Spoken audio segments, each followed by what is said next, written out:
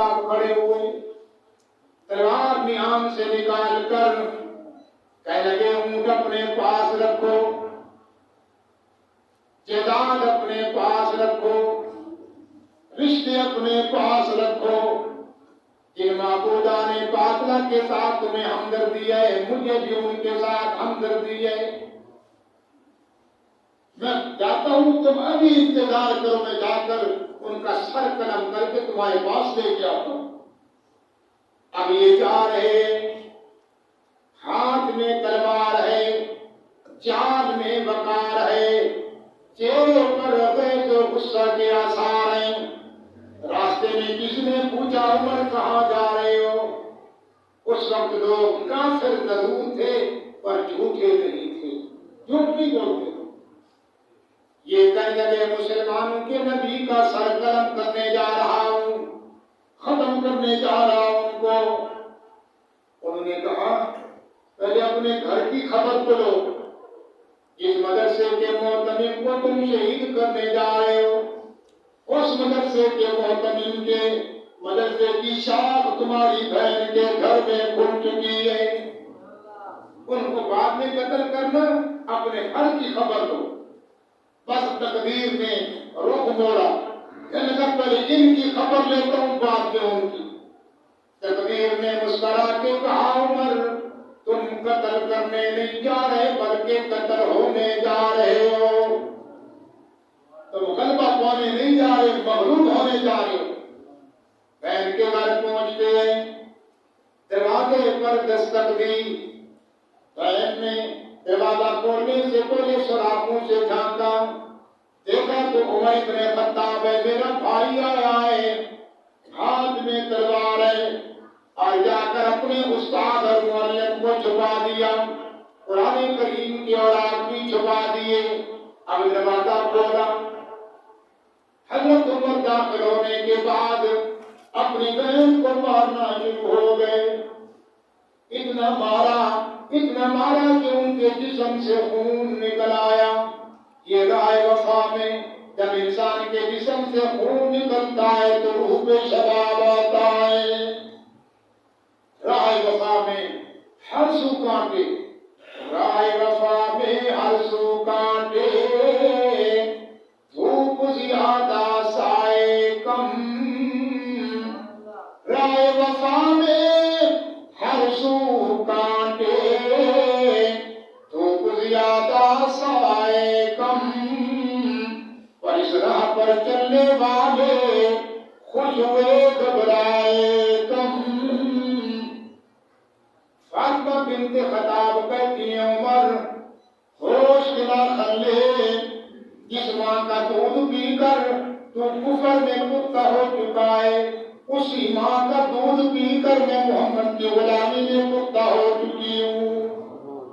تو مارتے مارتے تھک جائے گا پر میں مار کھاتے کھاتے نہیں تھکوں گی۔ آج تو میرے عشق کا امتحان ہو رہا ہے، آقا میدان میں وہ دیکھ رہا ہے میرے عشق کو، میری قربانی کو، تو تیر آزما میں اپنا جگر آزماتی ہوں۔ حضرت عمر نے اپنی بہن کے جسم سے خون دیکھا، دل میں نرمی آئی، کہنے لگے پھر بتاؤ کیا تم پڑھ رہے تھے، مجھے بھی سناؤ۔ بہن نے کہا بھائی تم ناپاک ہو اور میرے رب کا کلام پاک ہے، ناپاک لوگ قرآن کریم کو ہاتھ نہیں لگا سکتے، پہلے میرے بھائی کو غسل کرنا ہوگا، اس کے بعد بالغ ہو کر بیٹھنا ہوگا، تب میں اپنے رب کا کلام تمہیں سناؤں گی۔ حضرت عمر نے غسل کیا، سامنے دوانو ہو کر بیٹھ گئے، بہن نے قرآن پاک کی تلاوت شروع کی، سورۃ طٰہٰ شروع کی۔ یہ قرآن پاک ہے، رب کا کلام ہے۔ پڑھتے پڑھتے جب پہنچی اننی انا اللہ لا الہ الا ہو، یہاں پر پہنچی حضرت عمر کی چیخ نکل گئی، زور سے کہا بہنا بس کر، آگے نہ بڑھنا ورنہ عمر کا کلیجہ پھٹ جائے گا۔ میں نے سر اٹھا کے دیکھا، حضرت عمر کی آنکھوں میں آنسو رواں دواں ہیں،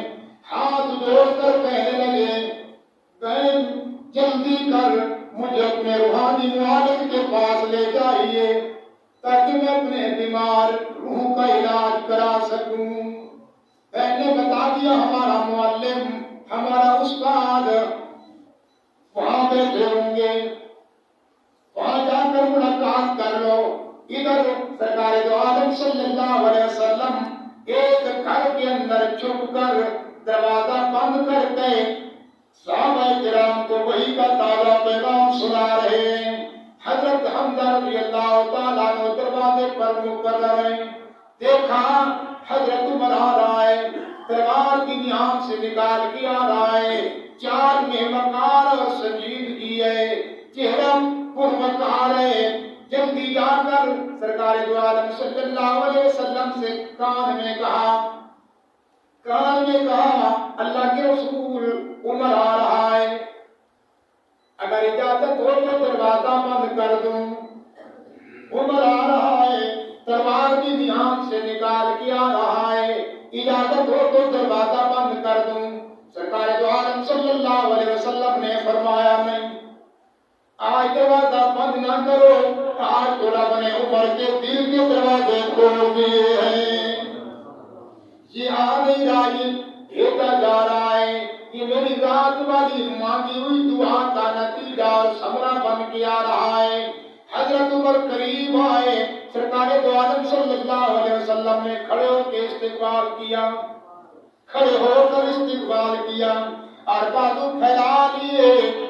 उमर इब्न खत्ताब को सीने से लगा लिया और फरमाया, उमर कब तक मेरा इनकार करते रहोगे, कब तक कुरान की आवाज से मुंह फेरते रहोगे। हजरत उमर रज़ियल्लाहु ताला अन्हु में झुक गए, अगली पिछली जिंदगी की माफी चाहता हूँ, आया था कत्ल करने के लिए, आया था कत्ल करने के लिए, लेकिन अब आपके कदमों में वादा करता हूँ, जब जाऊंगा तो ये जान आपके कदमों में निछावर करके जाऊंगा। बड़े खुश नसीब है, आए तो कुरान सुनते हुए, आए तो कुरान सुनते हुए, दुनिया से गए तो कुरान पढ़ते हुए। ये कुरान है, कैसे इंसान को शिफा देता है।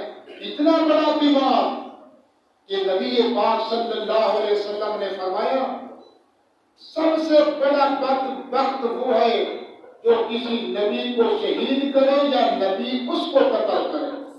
इतना बड़ा बीमार कि नबूवत को कत्ल करने के इरादे से घर से निकला, कुरान ने कैसे सियासत आपको।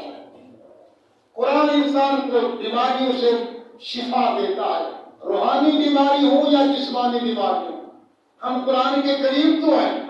और फिर सरकार दो आलम सल्लल्लाहु अलैहि वसल्लम ने उबई बिन काब को बुलाया, उबई मेरा एक सवाल है, कुरान करीम की 6